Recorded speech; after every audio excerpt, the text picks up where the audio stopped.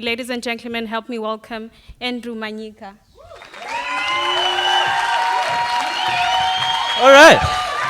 How you doing tonight? Awesome. Can we please have another square of applause, round of applause? Your preferred shape of applause for the MC?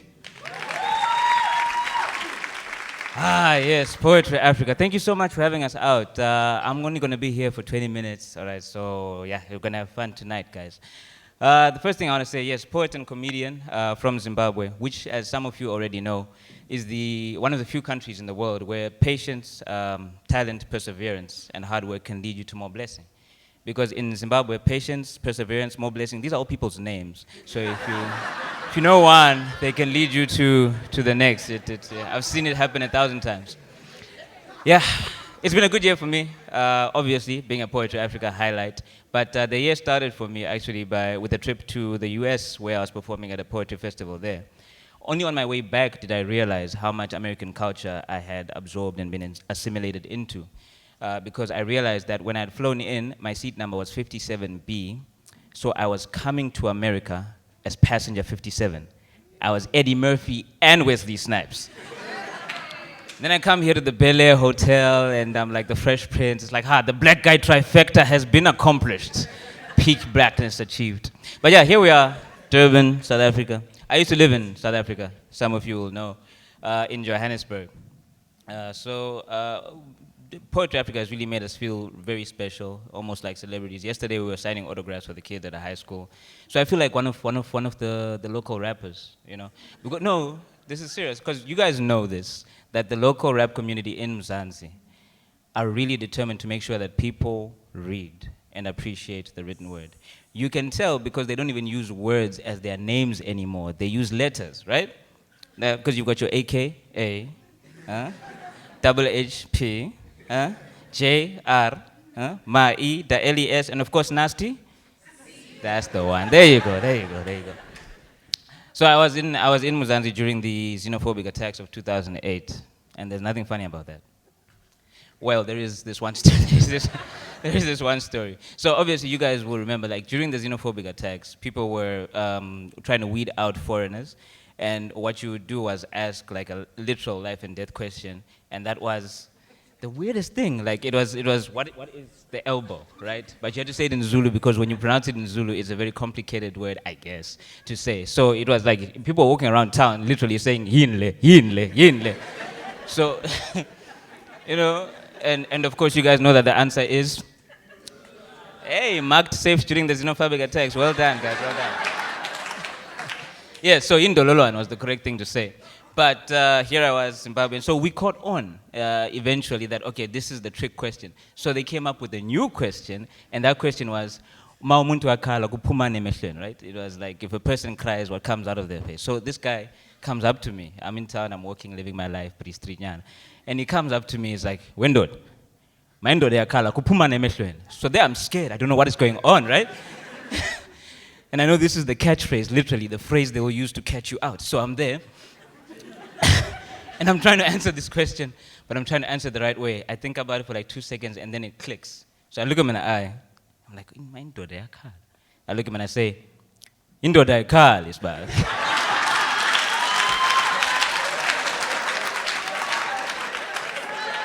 Which means boys don't cry. So yeah. But you guys came here for poetry, right? So I hope you're watching closely. An hourglass, a pair of wayfarers, a chalice. Hold the image as the tale of the untold damage done to a wax-winged bird, bold in plumage, unfold she plummets. As she's drifting on the ocean, tossed here by the winds of reason and there by the waves of emotion, she tweets to no avail, tries to speak but does not prevail. As the tide breaks, she washes ashore, she's beached without a sail. We don't outgrow wanting to be touched.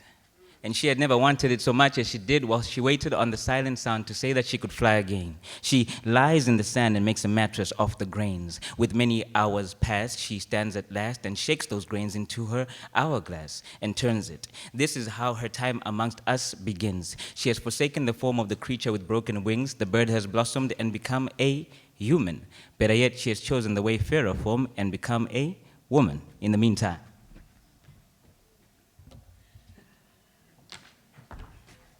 I put my wayfarers on and I step to the stage because I'm a rapper and I spit with a rage. I scream, I say I'm ill and I can only get iller. And ladies, no love doesn't get much realer than in the arms of a legitimate lady killer. I'm like a lion in wait, but I pounce like Godzilla. As I step off stage, something brings her to my field of vision. As we speak, it clicks that she's here because she followed the links to my site. So I proceed to bind her to myself with a chain made of links to my site. I take my glasses off and let her in. Her hourglass turns, and this is how our time together begins.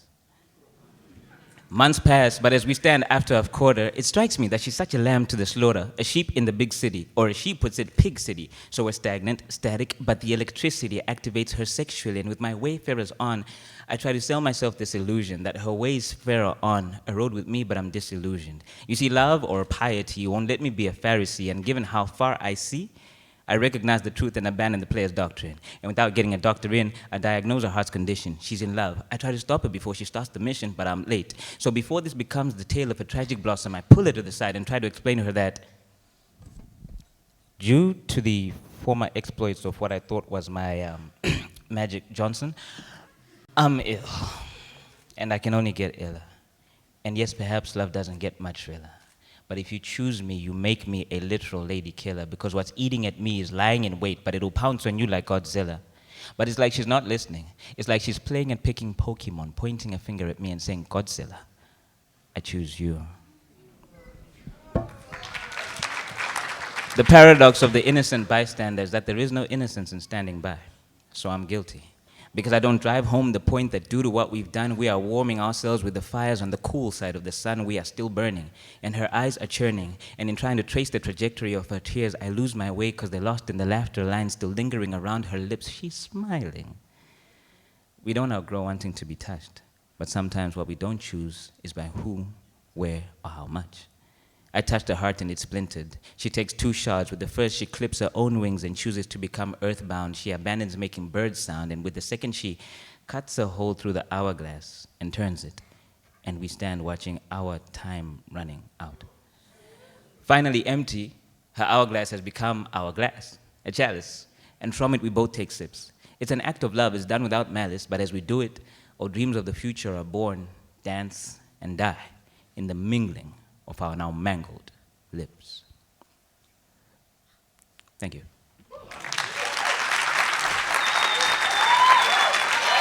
Yeah, you guys are a fun crowd. Thank you.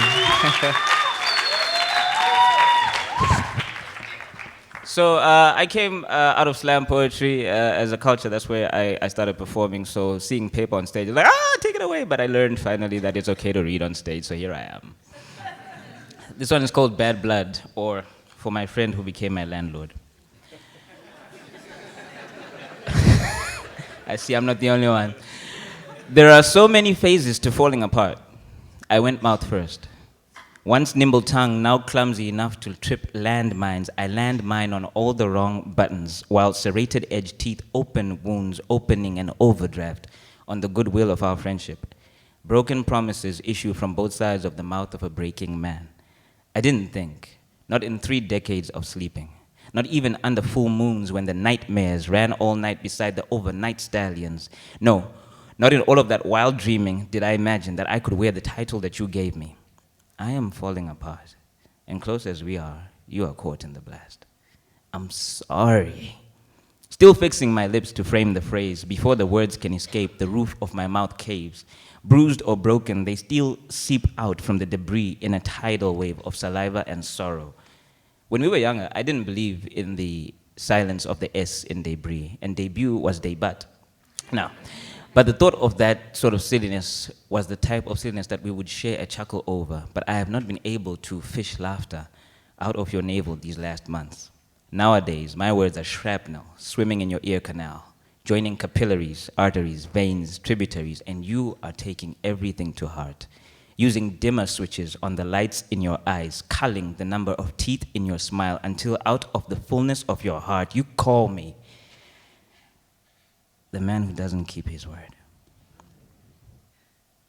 Capillaries, veins, arteries, waging war with words as artillery, and I am taking everything to heart so that one's nimble tongue cannot make it across the deepening pool of bad blood between us to assuage you with better words than the broken ones that you've already heard. Thank you.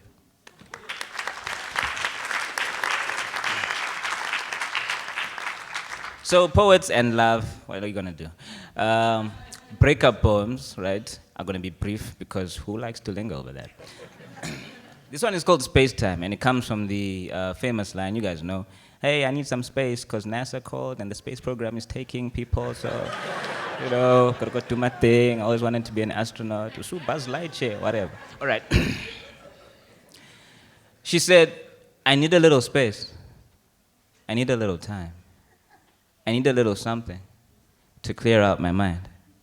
I didn't know she was a physicist, or the value that she placed on her experiments, or that I would be one of the many things she'd leave behind while searching for pieces of herself in the fabric of space and time.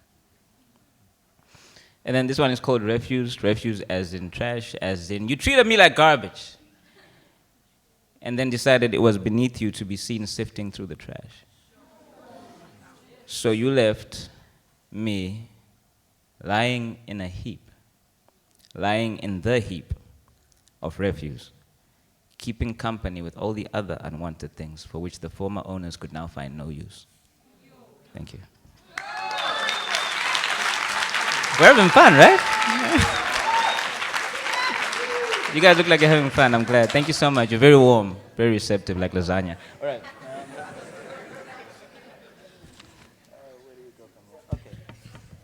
So I'm on Facebook one day, as one is. I find people are looking to hire, and they say, we need a copywriter, and if you can write a tear-jerking poem about bacon, you're our guy. So what do? You write a tear-jerking poem about bacon.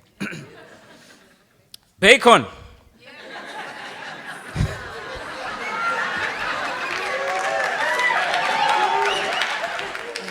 You guys, let me do this. All right. Bacon, we never knew you.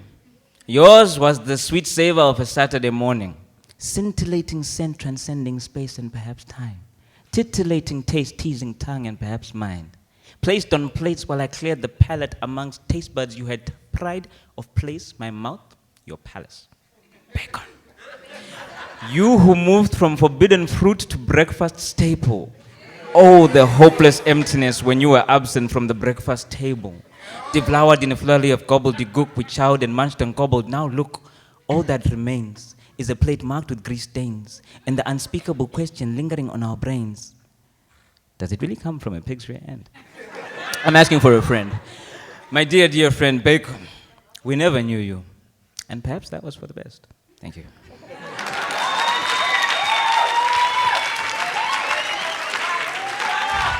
Right, so this poem is called Goodbye, and I see flashing lights, so I don't have a lot of time, but goodbye. Word built like granite, granting more of take than give, made with more of die than live, leaving bitter aftertaste after every time I depart in haste, leaving often never feeling the full force of departure, fearful that underneath it I would come undone, that I would splinter and break, I would shudder and shake, I would stumble and fall, I would crumble, and all that would remain in my wake is smithereens and splintered dreams and crimson streams and little things, a collage of brokenness. So I steal myself away, steal myself, save for another day.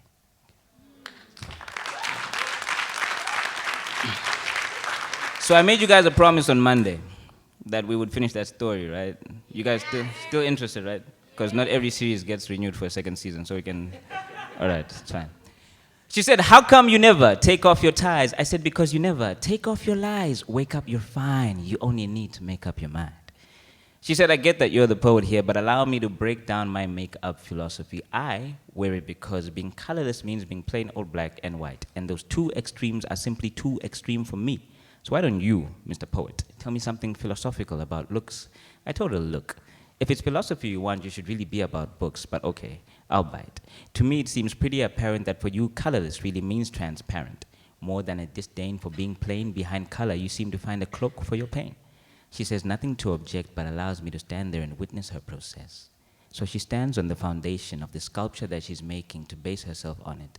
A little embarrassed that I can see all this, she brushes her cheeks with blushes. She's sweet. But even in this, she lacks honesty because her blush is paradoxically some permanent shade of 12-hour modesty. Unburdening herself of the epiphany she keeps in the bags under her eyes, they shadow, like the hiding the light of her soul behind thunderous skies. Then she grabs that pencil and lines them up to that ideal image in her mind she struck. And the lengthened lashes of her mascara help her to ignore the mass scarring of her soul, so that off the top of her head, she's retelling her tale, but it's just starring the highlights. Her red lips stick together as though joined in agreement that they'll never spill the secret of who she really is. She forgot the concealer, but at this point, doesn't really see the need. So, nearly ready to leave, but now like she's looking for lost change, she's rummaging through her brassiere, searching for leverage against the world, and settles on her cleavage, finding the idea most strange that someone might cleave to her without it. So that even while her push-up bra buoys her mammary glands, my memory hands me images of a time when she was as simple to read as black ink on white paper. She was a picture whose texture had a uniform feel, but she's pushed up out of my reach on a platform heel. She's done. She's made up a fairy tale. And this construct of her imagination says, tell me I'm beautiful. To which I respond, if the eyes are the window to the soul, then I am a disappointed peeping Tom, because I have been keeping warm off the heat yours generates like a supernova's best, and I return to tell you that you, ma'am, with your colored contact lenses, have a soul which is overdressed, but you're beautiful. And have been so from the beginning. Not the first time a man told you how deep his desire was to hold you, but the very beginning, when you first pewtered from prepubescence to adolescence, and time chose you to feed new essence, the very beginning. When you, and I know that it's odd, my dear, but it goes back to when you were truer than Athena springing from Zeus's head. You were God's idea. A prime example of his workmanship, a poem pitted to parade his penmanship. And as you go through the motions from fetal position to fatal position, your entire biography has been written in the flawless tip of his endless calligraphy. Your spirit, the mind you taint, and the body you paint. So wake up, you're fine. You only need to make up your mind. So I should take it off? No, keep the colors, I like them. I'm saying the human vessel is inherently imperfect, so that maybe she's born with it, and maybe you need to take care. Love the skin you're in, you're both worth it. As long as the option is open and the potion is potent, sip slow. But when the years make their mark, don't let it break your heart, just say amen to the omens. But if you insist on battling these 7 signs of aging, please remember the timeline in your face is only making your story more worth the paging. Crow's feet and laughter lines are in the nature of a human being, and only serve as evidence that you have lived, that you have breathed, that you have been. Tell me I'm beautiful, she asks. I wish she understood that she's amazing with or without the masks. So what is your problem with it? She finally spurts. It's not the makeup I mind. It's just alarming to find that many who wear it are blind to the fact that that which has the power to attract lies not in the face, but the makeup of the mind. You see, beauty is an altar before which we all go. But as you approach its throne, bring small sacrifices. Change your face, but don't alter your ego. And when you wake up, you'll find you only needed to make up your mind. Thank you.